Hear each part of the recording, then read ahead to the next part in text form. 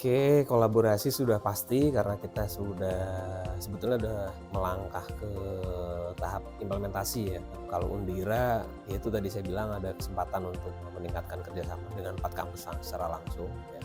4 kampus ini juga yang top di sana dan harusnya bisa dijalankan dengan maksimal. Kerjasama riset sudah pasti, saya akan dorong.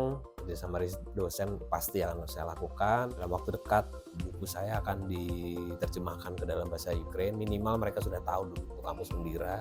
Kemudian kita bisa join riset untuk akhirnya dari jurnal bagus banget bisa dilakukan.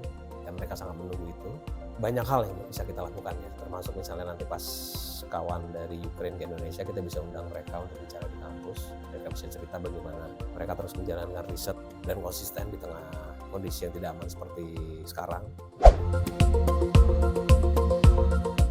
Jurnalis itu yang sering dilupakan di Indonesia sepertinya prinsip untuk mendidik ya, mendidik juga. Jadi ya ini yang harus saya lakukan. Terus yang harus diingat adalah jurnalisme damai. Jadi keberpihakan sebuah negara itu tidak kemudian menjadi cermin dari wartawan ketika meliput ya. Kita memang harus netral ya dalam hal ini.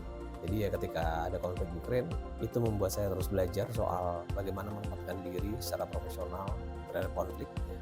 Dan pada kenyataannya saya dapat kesempatan mahal ya, bisa langsung ke lokasi, jadi bisa tahu apa yang terjadi. Dan ini mungkin tidak bisa didapatkan oleh sorry itu saya saja para jurnalis yang cuma modal ngutip sana ngutip sini. Jadi ya ada pengalaman besar dan itu membuat perspektif kita lebih luas. Kita bisa memberikan empati yang lebih baik pada persoalan dan pasti kalau namanya wartawan itu ya harus terus belajar sama kayak dosen.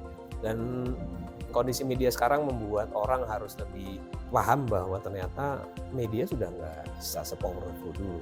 Jadi tanpa membuat liputan yang bagus akan sulit. Yang pasti terus open mind dan mau belajar. Kita harus mengingat wahyu pertama yang diturunkan Allah kepada Nabi Muhammad adalah baca ya, Iqra. Jadi ya cukup heran kalau misalnya ada orang mengaku mahasiswa jurnalistik, belajar jurnalisme, tidak menjalankan langkah-langkah jurnalistik yang benar. Ya. Gimana mau jadi jurnalis yang baik? Satu, bisa menjaga jarak. Yang kedua, belajar. Dan satu lagi, wartawan yang siap. Nah, siap itu artinya harus belajar. Belajar terus. Tantangan sekarang udah semakin keras. Sekali lagi kalau tidak siap, ya akan tergulung oleh zaman.